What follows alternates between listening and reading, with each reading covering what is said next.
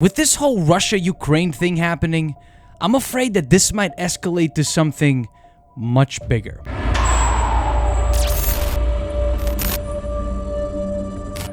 I just want to give a quick legend here. This is an opinion piece video and nothing more. Now, you saw the title of this video and you're here for the answer, but before I give you the answer, I want to make a couple of points clear. I want to read a quote to you said by the last surviving World War I soldier. War is nothing but organized murder, nothing else. Bosnia, April 1992.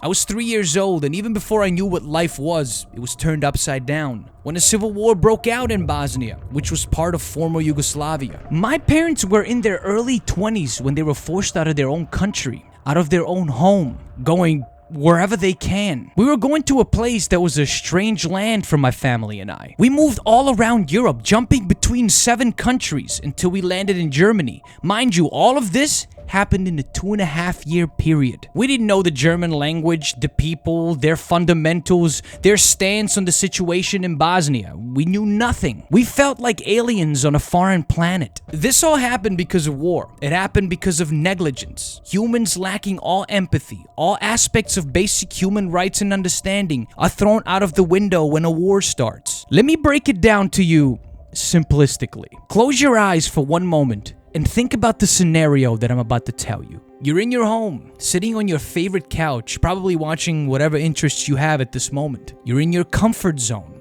Nothing can happen to you. No one can enter this space, this comfortable, safe place that you call home. Now imagine doing all of this, feeling the most comfortable that you have ever felt. And as you're just sinking into your comfort, a stranger with an AK-47 enters your comfort zone and tells you that you need to grab whatever little clothes you have, your identification card, a blanket, and step out of this comfort place where you will never go back to again. You'd be taken to a soccer field where other men, women, and children are, carrying similar things to yours. Everyone around you is afraid, confused, neglected. And you don't know what will happen, where you will go, how you will get out of this. Will you even get out of this? What I just told you is a true story that happened to my grandfather and my uncle, his son, during that Bosnian war. I was there in that house the night that happened. Luckily, I was 3 years old and not old enough to carry a gun like the Serbian soldier stated. If I was just a couple of years older from 3 years old,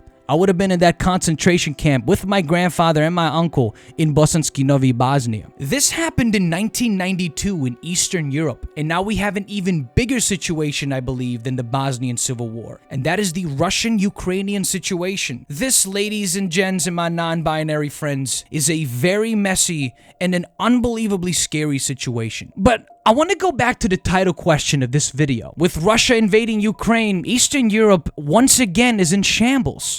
Most of Europe is in shambles. And honestly, as someone that studied history and political science, I can only answer this bluntly, but potentially. Now, if you're questioning or scoffing at my answer, let me explain. As a historian, I thought about this very closely. History will repeat itself if we don't do anything about the thing that is repeating. What Russia is doing looks very close to what the schmazis were doing in Poland and Germany. The only thing is the schmazis had the German people on their side because they used the greatest drug of all time to manipulate them. Propaganda. They made their people believe this shit.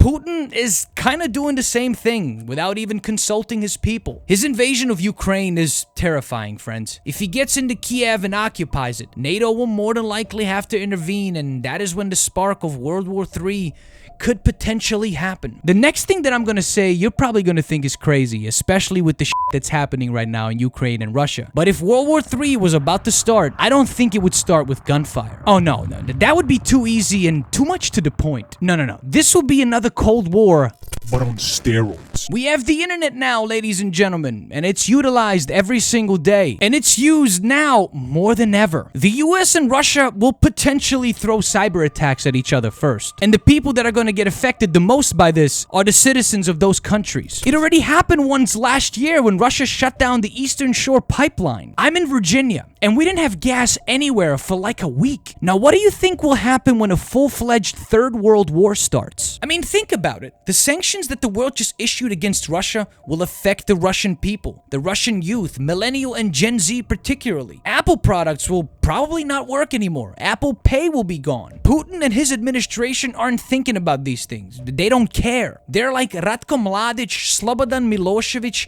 and Radovan Karadzic combined. And that's a horrible thing if you know who they are. Now, how will this affect us here in the United States? Well, many ways, my friends. That gas line situation last year was just one example. Russian hackers could infiltrate our banking systems, take all your money. Now, I know I'm going to an extreme, but don't underestimate hackers, my friends. These people could potentially do this. Now, I'm not saying there won't be any warfare in this. There definitely will be warfare. Realistically, this modern warfare of hacking each other's systems is a more realistic aspect of what World War III will look like. Now, I'm not gonna lie to you guys, this whole Russia-Ukraine situation has really hit home for me. I'm about to show you a video of a father sending his daughter and wife out of the country so he can stay back and fight for Ukraine. Watch.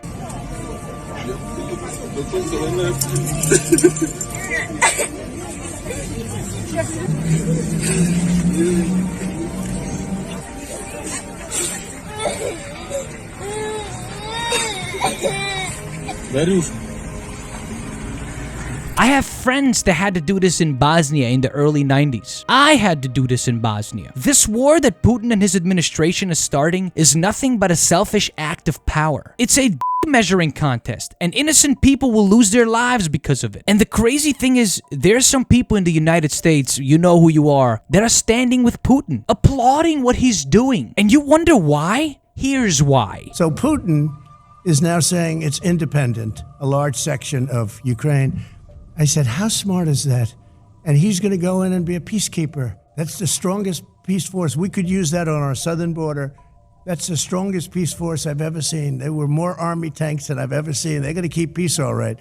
No, but think of it. Here's a guy who's very savvy. I know him very well. Very, very well. Imagine if Donald Trump won a second term and this happened. We would probably be on Putin's side. Everybody would be protesting, of course. But we would potentially, his administration would be on Putin's side. Now, thinking about it, if we actually were on Putin's side, how much worse could this place get? Would the American dream sliver away? Or let's look at the question this way. Does the American dream even exist? Find out why I think it doesn't exist in this video. Don't forget to like this video, subscribe, and hit that notification bell so you don't miss any of my weekly videos. Support the channel on Patreon if you can. That link is right here and in the description. And I will see you guys later.